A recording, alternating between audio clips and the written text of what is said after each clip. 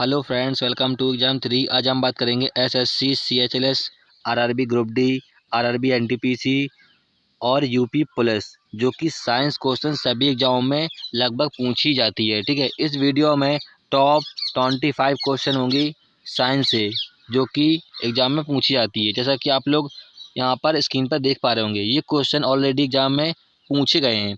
चलिए देखते हैं कौन कौन से क्वेश्चन इंपॉर्टेंट है। ठीक है, पहला क्वेश्चन है, लाई डिटेक्टर उपकरण को के रूप में भी जाना जाता है। देखिए, लाई डिटेक्टर क्या होता है? झूठ का पता लगाना। ठीक है, ये होता है लाई डिटेक्टर। तो पॉलीग्राफ के द्वारा झूठ का पता लगाते हैं। तो आपका डी ऑप्शन यहाँ पर सही होगा, क्योंकि यहाँ पर आपको चौथा ऑप्शन करेक्ट दे रहा है। और यहाँ पर सीस्मोग्राफ, सीस्मोग्राफ से क्या करते हैं हम लोग? भूकंप का पता लगाते हैं। ये भी एग्जाम में पूछे जाता है। आपको ऑप्शन में रिएक्टर पैमाना भी दे सकता है, क्योंकि देखिए, रिएक्टर पैमाने से क्या करते हैं? भूकंप को मापते हैं। ठीक है, लेकिन सीस्मोग्राफ से हम पता करते हैं भूकंप को। ठीक है, चलिए अगला क्वेश्चन देखते हैं। अगला क्वेश्चन है, हरित क्रांति निम्नलिखित में से किससे संबंधित है? देखिए, हरित क्रांति किससे संबंधित है? अनाज उत्पादन, खाद्य से संबंधित है। तो आपका सी ऑप्शन करेक्ट होगा। देखिए, पहले ऑप्शन में मछली उत्पादन, मछली उत्पादन है मत्स्य क्रांति से। ध्यान रखिएगा, ये भी पूछी जाती है आपके एग्जाम में। दूध उत्पादन किससे संबंधित है? सफ़ेद क्रांति से। यह भी पूछी जाती है, सफ़ेद क्रांति से। ठीक है, और यहाँ पर चौथे ऑप्शन में तेल एवं बीज उत्पादन से, तो ये होती है तिलहन उत्पादन, यानी तिलहन क्रांति से। क्लियर है? चलिए अगला क्वेश्चन देखते हैं। अगला क्वेश्चन है, हमारा सौरमंडल किस गैलेक्सी का हिस्सा है? तो हमारा जो सौरमंडल है ये है मिल्की वे, जिसे बोलते हैं आकाशगंगा। तो आपका सी ऑप्शन करेक्ट हो जाएगा, जैसा कि आप लोग यहाँ पर देख पा रहे होंगे। चलिए अगला क्वेश्चन देखते हैं। थायरोक्सिन के संश्लेषण के लिए कौन सा तत्व आवश्यक है? थायरोक्सिन एक हार्मोन है जो कि थायराइड ग्रंथि यहाँ पर निकालती है, थायरोक्सिन। ठीक है, तो इसमें आयरन की मात्रा होती है जो कि संश्लेषण काम करती है। तो आपका बी ऑप्शन करेक्ट हो जाएगा। चलिए अगला क्वेश्चन देखते हैं। प्रोटियम में कितने न्यूट्रॉन मौजूद होते हैं? तो प्रोटियम में एक भी न्यूट्रॉन मौजूद नहीं होते हैं। तो आपका डी ऑप्शन करेक्ट होगा। चलिए अगला क्वेश्चन देखते हैं। अस्पतालों से निकलने वाले जैविक कचरे से निपटान का सबसे अच्छा तरीका क्या है? देखिए, अस्पतालों से कई प्रकार की दवाइयों और पॉलीथीन, ये सारे कचरे निकलते हैं। तो इनको जलाया जाता है किसमें? इंसीनरेटर में, जिसे बोलते हैं भस्मीकरण। तो आपका सी ऑप्शन करेक्ट होगा। चलिए अगला क्वेश्चन देखते हैं। अगला क्वेश्चन है, वायु में मौजूद निम्नलिखित में से कौन सा तत्व चांदी की वस्तुओं को काला कर देता है? तो आपको पता है कि ऑक्सीजन में क्या पाया जाता है? सल्फर। सल्फर एक युक्त होता तत्व है, जिससे चांदी का रंग जो होता है काला पड़ जाता है, जिसे हम लोग गंधक भी कहते हैं। क्या कहते हैं? गंधक। तो आपको ऑप्शन में या तो गंधक मिलेगा या सल्फर मिलेगा। तो आपका दोनों करेक्ट आंसर हो गए। तो आपका बी ऑप्शन करेक्ट होगा। ध्यान रखिएगा, आपको ऑप्शन में सल्फर भी दे सकता है। अगला क्वेश्चन देखते हैं। अगला क्वेश्चन आ गया यहाँ पर स्क्रीन पर, कह रहा है FAO के सोपियो 2020 डेटा के अनुसार कौन सा देश विश्व का सबसे बड़ा मछली उत्पादक है? तो आपका चीन रहेगा करेक्ट आंसर, जैसा कि आप लोग यहाँ पर देख पा रहे होंगे। देखिए, आप लोग सोचते होंगे कि साइंस से 25 में 25 क्वेश्चन आते हैं। देखिए, कुछ क्वेश्चन 15 क्वेश्चन होते हैं आपसे साइंस के, जो डायरेक्ट क्वेश्चन पूछे जाते हैं। कुछ क्वेश्चन इनडायरेक्ट पूछे जाते हैं, कैसे? जैसा कि आप लोग करंट अफेयर से पूछ लेते हैं। ठीक है, चलिए अगला क्वेश्चन देखते हैं। अगला क्वेश्चन यहाँ पर है, निम्नलिखित में से कौन सा निर्धारित करता है कि रासायनिक अभिक्रिया नहीं है? तो ऑप्शन में देख पा रहे होंगे, आकार में परिवर्तन। आकार में परिवर्तन आपने देखा होगा, यदि हम किसी गिलास में पानी डालते हैं तो उसका आकार ऑटोमेटिक होता है, यानी भौतिक अभिक्रिया है, रासायनिक अभिक्रिया नहीं है। तो आपका ए ऑप्शन सही होगा। गैस की उत्पत्ति हम लोग करते हैं ना, देखिए, रासायनिक अभिक्रिया का मतलब है जो मनुष्य द्वारा की जाए, आर्टिफिशियल हो। ठीक है, वो होती है रासायनिक अभिक्रिया। क्लियर है? चलिए अगला क्वेश्चन देखते हैं। मानव जाति होमो सेपियंस के प्राचीनतम सदस्यों के अवशेष में देखे जा सकते हैं। देखिए, मानव जाति जो कि होमो सेपियंस एक प्रजाति है, इसके अवशेष अफ्रीका में खोजे गए थे। तो आपका डी ऑप्शन करेक्ट होगा। देखिए, क्वेश्चन यहाँ से और पूछा गया था आपके एनटीपीसी एग्जाम में। 2016 में एक प्रजाति खोजी गई थी अफ्रीका में। कौन सी? यहाँ पर लिख देते हैं, होमो नलैदी। ठीक है, ये भी पूछी जाती है एग्जाम में, होमो नलैदी। ठीक है, चलिए अगला क्वेश्चन देखते हैं। भारी जल शब्द निम्नलिखित में किससे संबंधित है? देखिए, भारी जल का सूत्र होता है D2O। ठीक है, जिसे बोलते हैं बाह्य जल। ये संबंधित है नाप की शक्ति उत्पादन संयंत्र। तो आपका सी ऑप्शन करेक्ट होगा। चलिए अगला क्वेश्चन देखते हैं। अगला क्वेश्चन आ गया, यहाँ पर कह रहा है कि निम्नलिखित में से किसकी कमी से वर्ण और कमजोर दृष्टि की समस्या उत्पन्न हो जाती है। देखिए कमजोर दृष्टि का मतलब है यहाँ पर रतौंधी रोग से, ठीक है, जो कि विटामिन ए की कमी से हो जाता है, ठीक है। तो आपका ए ऑप्शन करेक्ट होगा। विटामिन के की कमी से वो होता है कि रक्त का थक्का जो बनता है वो नहीं बनता है, फिर विटामिन के की कमी हो जाती है, ठीक है। सी से होता है स्कर्वी रोग। कौन सा स्कर्वी रोग होता है? विटामिन सी से। तो ये भी आपको ध्यान रखना है, ठीक है। और यहाँ पर विटामिन ए के सी के इनके साइंटिफिक नेम भी पूछ लेते हैं, तो आपको इनको पढ़ लेना है। चलिए अगला क्वेश्चन देखते हैं।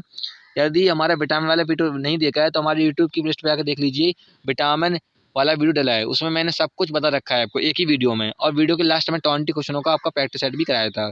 अगला क्वेश्चन है, यहाँ पर कह रहा है कि पारा का सामान्य नाम क्या है? 2021 में जितने भी एग्जाम हुए हैं सभी में ये क्वेश्चन पूछा गया है। पारा का सामान्य नाम क्या है? कोई सिल्वर कहते हैं पारा को, ठीक है। पारा को मरकरी भी कहते हैं। क्या कहते हैं? मरकरी भी कहते हैं। तो ध्यान रखिएगा, ये भी आपको दे सकता है ऑप्शन में। तो आपका ए ऑप्शन करेक्ट होगा। चलिए अगला क्वेश्चन देखते हैं।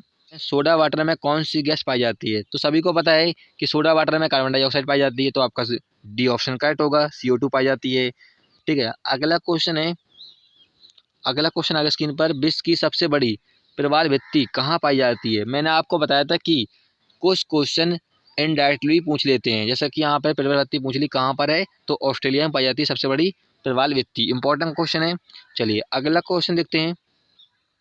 यहाँ पर क्वेश्चन है, चीन ने अपने कृत्रिम सूर्य के लिए इनमें से किस तकनीक का उपयोग किया है? देखिए कृत्रिम का मतलब होता है आर्टिफिशियल, यानी मानव द्वारा बनाया गया सूर्य, ठीक है, उसमें तकनीक का यूज किया है नाभिकीय संयंत्र। तो आपका सी ऑप्शन करेक्ट होगा, जैसा कि यहाँ पर लिखा हुआ है। चलिए अगला क्वेश्चन देखते हैं। अम्ल और उस पदार्थ जिसमें ऑयल पाया जाता है का इनमें से कौन सा युग्म सम्मिलित नहीं है? इनमें से बताना कौन सा युग्म सम्मिलित नहीं है। पहले ऑप्शन में एस्कॉर्बिक अम्ल, यहाँ पर इमली। देखिए इमली और अंगूर, कच्चा आम में पाया जाता है टारटारिक अम्ल पाया जाता है, या यहाँ पर लिखा है एस्कॉर्बिक अम्ल, तो आपका ये सम्मिलित नहीं है। तो आपका ए ऑप्शन करेक्ट होगा। दूसरे ऑप्शन में है लैक्टिक अम्ल। लैक्टिक अम्ल दही में पाया जाता है या दूध में पाया जाता है। ऑक्जेलिक अम्ल पालक में पाया जाता है और सरेल के वृक्ष में पाया जाता है। एसिटिक अम्ल पाया जाता है सिरका या सेब के रस में। तो आपका यहाँ पे एक ऑप्शन करेक्ट होगा। चलिए अगला क्वेश्चन देखते हैं। अगला क्वेश्चन यहाँ पर कह रहा है कि इनमें से संघ या फाइलम की सदस्य मुक्त जीवन जीने वाले विशेष समुद्री जीव हैं। तो यहाँ पे आपका आंसर हो जाएगा एकाइनो एनाटोमेडा, ठीक है। तो आपका ए ऑप्शन करेक्ट हो जाएगा। चलिए अगला क्वेश्चन देखते हैं। अगला क्वेश्चन आ गया, इंपॉर्टेंट क्वेश्चन है, समस्थानिक शब्द का क्या अभिप्राय है? समस्थानिक का मतलब होता है कि द्रव्यमान की संख्या अलग अलग होती है और परमाणु क्रमांक सेम होता है, ठीक है, या समान होता है। तो आपका यहाँ पर कह रहा है समान परमाणु क्रमांक किंतु भिन्न द्रव्यमान संख्या वाले तत्व। तो आपका ए ऑप्शन करेक्ट होगा, ठीक है। वेरी इंपॉर्टेंट क्वेश्चन है। अगला क्वेश्चन देखते हैं। अगला क्वेश्चन यहाँ पे आ गया एग्जाम में, निम्नलिखित में से कौन सा भूप्रेक्षण उपग्रह है? तो अब 2021 में लॉन्च किया गया था इसको, कौन सा? सारल को। तो आपका दूसरा ऑप्शन करेक्ट होगा, ठीक है। ऐसे भी क्वेश्चन पूछ लेते हैं आपसे इनडायरेक्टली, ठीक है। चलिए अगला क्वेश्चन देखते हैं। अगला क्वेश्चन अगर स्क्रीन पर कह रहा है कि मानव सिर में 29 हड्डी होती हैं, इनमें से कौन सा वर्गीकरण सही है? देखिए यदि हम बात करें मानव शरीर की, यानी जो सर है उसमें कितनी 29 हड्डी होती हैं, और जो खोपड़ी होती है, खोपड़ी में होती हैं 22 हड्डी, ठीक है। माथा की बात करूं तो माथा में 8 हड्डी होती हैं, और चेहरे में 14 हड्डी होती हैं, दोनों कानों को मिलाकर 6 हड्डी होती हैं, और जो नाक होती है, ठीक है, उसमें 1 हड्डी होती है, ठीक है। तो यहाँ पे आपको माथा 8 हड्डी, चेहरा 14 हड्डी, तो आपका बी ऑप्शन कट होगा। यहाँ पर लिखा है कंठी कस्ती, ये होती है नाक, नाक में 1 हड्डी होती है। चलिए अगला क्वेश्चन देखते हैं। इसरो द्वारा GSLV लॉन्च वाहन लॉन्च किए गए न्यूनतम भू स्तर संचार उपग्रह का नाम बताइए, जिसे विशेष रूप से भारतीय वायुसेना के लिए उसकी संचार क्षमताओं को बढ़ावा देने के लिए बनाया गया है, ठीक है। कौन सा है? GSAT-7। वेरी इंपॉर्टेंट क्वेश्चन है, तो आपका सी ऑप्शन करेक्ट होगा।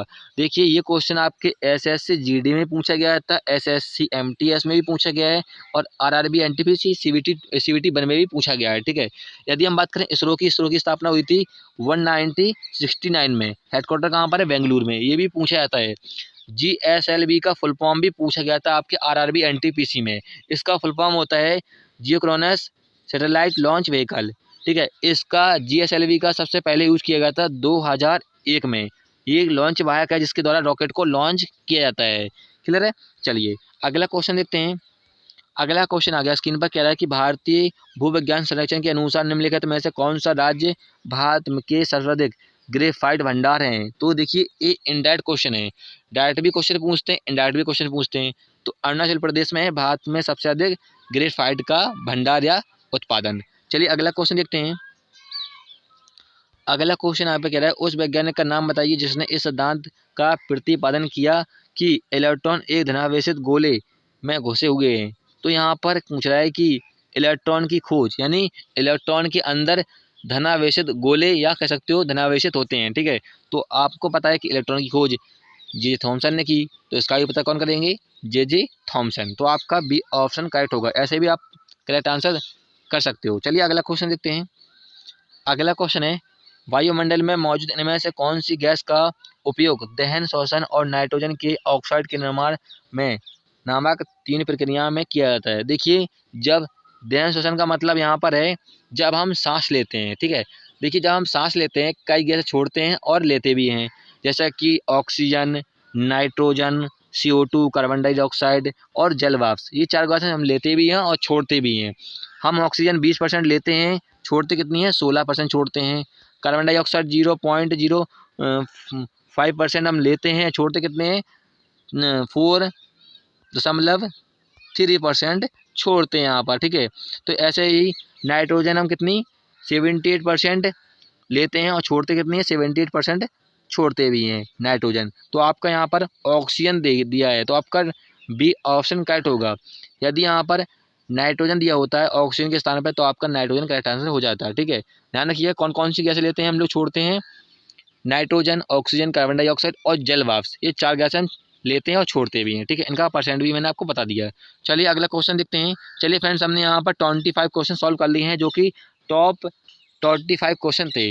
ये क्वेश्चन सारे पूछे गए एग्जाम में। ठीक है, जैसा कि आप लोग देख पा रहे होंगे यहाँ पर। चलिए फ्रेंड्स, वीडियो अच्छी लगे, हेल्पफुल लगे तब उसे लाइक कीजिएगा। फिर मिलेंगे नेक्स्ट वीडियो में। जय हिंद।